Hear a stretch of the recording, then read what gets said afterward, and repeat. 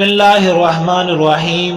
یقیناً علماء کا درجہ اللہ تبارک و تعالیٰ کے ہاں بڑا بلند و مرتبہ و عالی شان ہے، اور علماء کی شان میں قرآن مجید کی بے شمار آیتیں اور احادیث مبارکہ وارد ہوئی ہیں، جیسا کہ قرآن مجید کی سورت نمبر 35 یعنی سورت الفاتر کی آیت نمبر 28 میں اللہ تبارک و تعالیٰ فرماتے ہیں انما یخشی اللہ من عبادہ العلماء، بے شک اہل علم ہی اللہ سے ڈرتے ہیں۔ اور اسی طرح سنن ترمذی کی حدیث نمبر 2682 میں رسول اللہ صلی اللہ علیہ وسلم فرماتے ہیں انما العلماء ورثۃ الانبیاء، بے شک علماء انبیاء کے وارث ہیں۔ لیکن دور حاضر میں آخر ایک شخص کون سی کتابیں پڑھ کر عالم بن سکتا ہے؟ ہمارا معاشرہ اس شخص کو تب تک عالم ماننے کے لیے تیار ہی نہیں ہے جب تک اس کے پاس درس نظامی کی ڈگری نہ ہو۔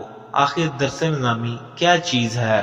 اس کو کب، کس نے اور کیوں ایجاد کیا؟ لیکن یہ سب جاننے سے پہلے آپ تمام حضرات سے گزارش ہے کہ ویڈیو پوری واچ کریں تاکہ بات کی مکمل سمجھ آ سکے، اور اگر ابھی تک میرا چینل یوسف محمدی سبسکرائب نہیں کیا تو سبسکرائب کر کے بیل آئیکن کے بٹن کو پریس کر دیں۔ ناظرین، درس نظامی کے متعلق عوام الناس میں ایک مغالطہ پایا جاتا ہے کہ درس نظامی کا یہ نصاب بغداد کے ملا نظام الدین توسی رحمۃ اللہ علیہ کا مرتب کرتا ہے، جو وہاں کے مدرسہ نظامیہ میں رائج رہا، مگر یہ بات کسی حد تک درست نہیں ہے۔ دراصل درس نظامی کا یہ نصاب لکھنؤ کے ملا نظام الدین سہالوی رحمۃ اللہ علیہ کا مرتب کردہ نصاب ہے، جو سلطان اور اورنگزیب عالمگیر کے معاصر تھے۔ ان کا تعلق انصاری خاندان سے تھا، اور لکھنؤ کے قریب ایک بستی سہالی میں علماء کا یہ خاندان کئی نسلوں سے آباد تھا۔ اس خاندان کے ایک بزرگ ملا قطب الدین کو وہاں کے ایک اور خاندان کے ساتھ جھگڑے میں شہید کر دیا گیا، اور ان کا گھر بار سب کچھ جلا دیا گیا، تو یہ لکھنؤ شہر میں آ گئے۔ سلطان اورنگزیب عالمگیر نے انہیں فرنگی محل نامی ایک کوٹھی الاٹ کر دی، جو کسی فرنگی تاجر کی تھی۔ وہ لاوارث فوت ہوا تو اسے مغل حکومت نے اپنی تحویل میں لے لیا اور سہالوی خاندان کو دے دی، جہاں دینی مدرسہ قائم کیا گیا۔ درس نظامی کے نام سے جو نصاب آج تمام مدارس عربیہ میں رائج ہے وہ انہی کی یادگار ہے۔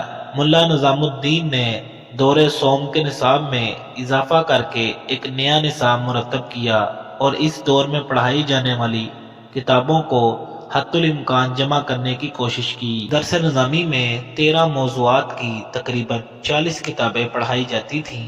فقہ اور اصول فقہ کے ساتھ تفسیر میں جلالین اور بیضاوی، اور حدیث میں مشکوٰۃ المصابیح داخل تھی۔ انہوں نے ریاضی اور فلکیات کی کئی کتابیں اور انجینئرنگ پر بھی ایک کتاب شامل نصاب کی۔ اس میں طب، تصوف اور ادب کی کوئی کتاب شامل نہیں تھی، اور منطق و فلسفہ کو خاصی جگہ دی گئی۔ ملا نظام الدین کے بنائے ہوئے درس نظامی کے نصاب میں یہ والے موضوعات شامل تھے، جن میں صرف، نحو، منطق، فلسفہ، ریاضی، بلاغت، فقہ، اصول فقہ، کلام، تفسیر اور حدیث سحر فہرست ہیں۔ موجودہ دور میں اس میں چند تبدیلیوں کے ساتھ درس نظامی کا مکمل نصاب، جس کے بورڈ تنظیم المدارس، وفاق المدارس، رابطۃ المدارس، وفاق المدارس السلفیہ، وفاق المدارس الشیعہ کے نام پر پاکستان بورڈ سے منسلک ہے، جس کی سند یونیورسٹی گرانٹس کمیشن نے MA عربی و اسلامیات کے مساوی